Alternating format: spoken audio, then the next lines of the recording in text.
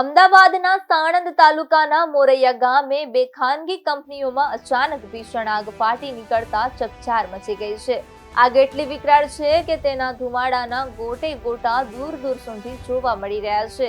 આગની ગંભીરતાને ધ્યાનમાં રાખીને તાત્કાલિક ફાયર વિભાગને જાણ કરવામાં આવી હતી। હાલમાં આગ પર કાબુ મેળવવા માટે અમદાવાદ, સાણંદ અને બાવળા ફાયર વિભાગની ટીમો સંયુક્ત રીતે ઓપરેશન ચલાવી રહી છે।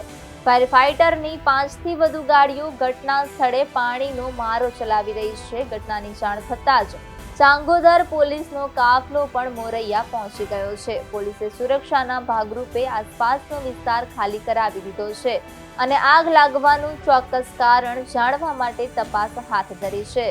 પ્રાથમિક દ્રષ્ટિએ શોર્ટ સર્કિટના કારણે આગ લાગી હોવાનું અનુમાન સેવાઈ રહ્યું છે। જો કે હજી સુધી કોઈ જાનહાનિના સમાચાર પ્રાપ્ત થયા નથી।